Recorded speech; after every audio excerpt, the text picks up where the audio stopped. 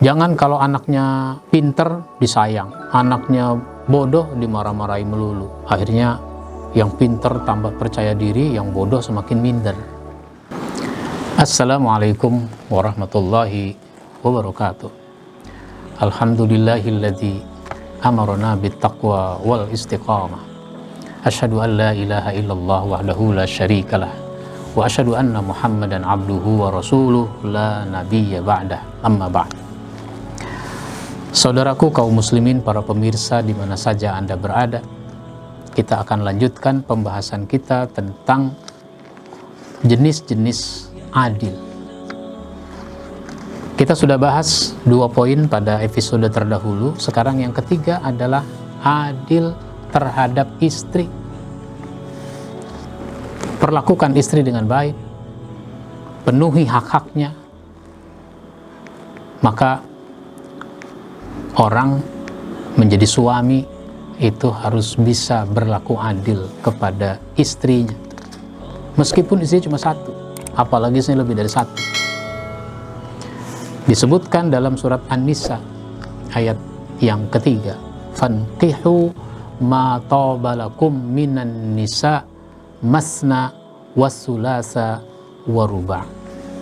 Maka nikahilah perempuan lain yang kamu senangi, 2, 3, atau 4. Fa in khiftum alla ta'dilu fawahidah. Tapi jika kamu khawatir tidak akan berlaku adil, maka nikahilah seorang saja. Seorang laki-laki boleh menikah sampai dengan 4 orang wanita, tapi kalau tidak mampu berlaku adil, maka lebih baik nikah saja dengan 1 orang. Apa artinya? 1 orang juga harus ditunjukkan keadilan, apalagi lebih dari 1 orang. Ada orang suka mengatakan, manusia mana bisa berlaku adil. Nah, ini kalau disuruh berlaku adil itu artinya bisa. Jangan katakan mana bisa. Bisa orang berlaku adil. Dalam konteks istri lebih dari 1, itu adil dalam soal nafkah. Sandang, pangan, papan itu harus dipenuhi. Adil itu sendiri bukan sama.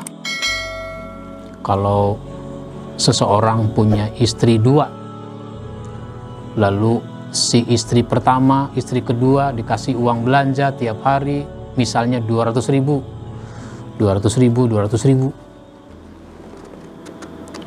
Bukan begitu. Kenapa? Kalau istri pertama udah punya anak 3, 200.000 kurang. Kalau istri kedua belum punya anak, dikasih 200.000 kebanyakan. Jadi adil itu bukannya sama, tapi proporsional, seperti yang sudah kita bahas di episode pertama. Proporsional, hak-haknya dipenuhi. Nah, terus adil dari segi waktu, sehingga semuanya mendapatkan giliran. Rasulullah punya istri 9, itu digilir malam-malam itu. Sini malam Senin di sini, malam Selasa di sini, malam Rabu di sini, dan seterusnya. Tetapi Rasulullah itu kalau tidak punya kesibukan lain, antara asar sampai maghrib, beliau datangi semua istrinya sebentar-sebentar. Sehingga beliau menunjukkan ada perhatian kepada istri-istrinya itu. Jadi penuhi hak istri meskipun cuma 1. Nah, dalam konteks ayat ini adalah pemberian mahar. Dulu ada orang mau menikah dengan perempuan yatim. Sama anak yatim mah nggak usah dikasih mahar. Nggak bisa begitu. Kamu harus kasih mahar, mas kawin. Mau nikah 2, mau nikah 3, mau nikah 4, mesti dimintai mahar. Karena itu rukun dalam pernikahan. Harus adil. Jangan nikah sama perempuan lain dikasih mahar, sama anak yatim tidak, itu namanya tidak adil.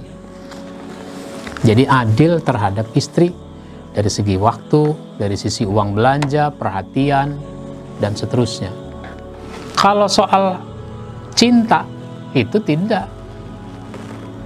Ada yang lebih dicintai oleh si suami terhadap istri-istrinya.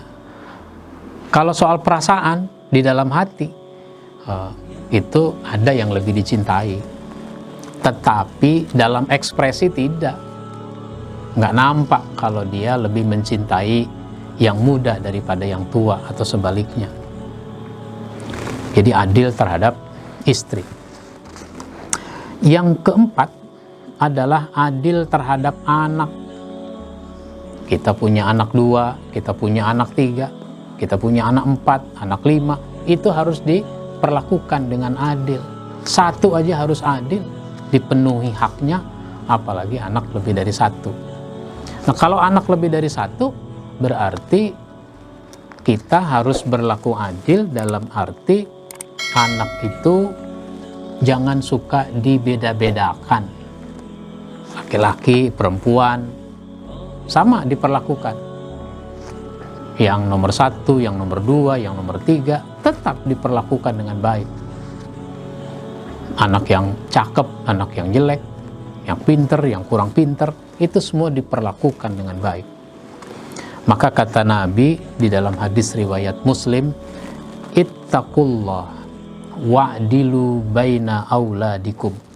Bertakwalah kamu kepada Allah dan berlaku adillah di antara anak-anakmu. Terus hadis yang lain riwayat Ahmad dan Tirmizi itu disebutkan, sawu baina auladikum fil atiyah walau kuntu mufaddilan ahadan la faddaltun nisa. Samakan pemberian kepada anak-anakmu. Seandainya aku boleh memberikan kelebihan kepada salah satu di antara mereka, pasti akan aku berikan kelebihan kepada anak perempuan. Kalau boleh ngebeda-bedain anak perempuan lebih diutamakan daripada anak laki. Begitu kata Nabi. Tapi kita tidak boleh membeda-bedakan anak. Misalnya, ada saat seorang bapak harus pergi dan dia perlu mengajak anaknya. Maka kalau mengajak anak, ya jangan dibeda-bedakan. Yang ikut bapak yang cakep, yang jelek nunggu rumah, jangan begitu.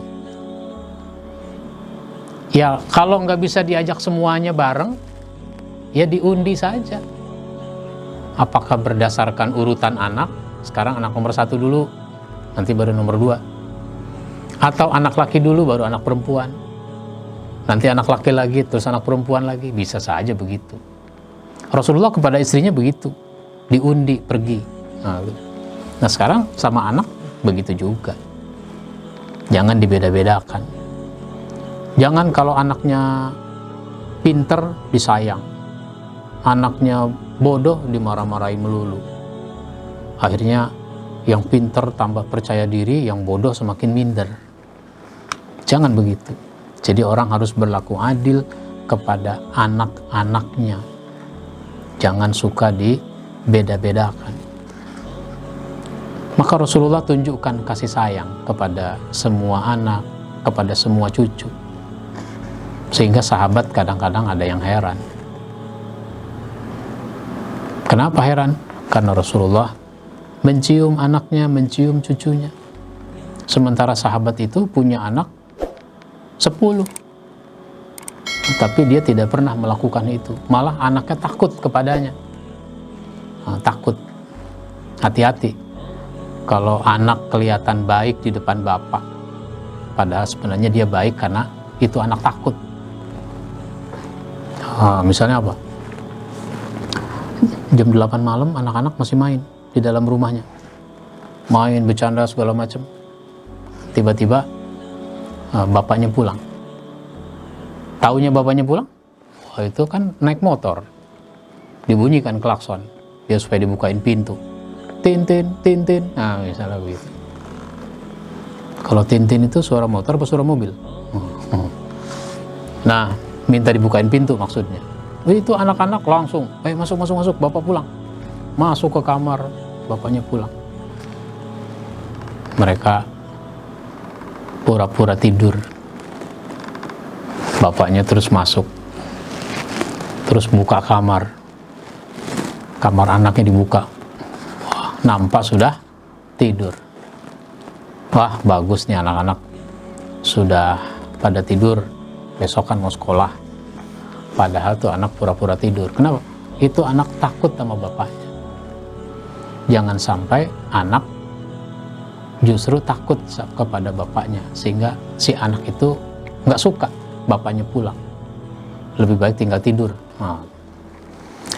Baik, insya Allah nanti kita sambung pada episode berikutnya. Wabillahi taufiq wal hidayah. Wassalamualaikum warahmatullahi wabarakatuh.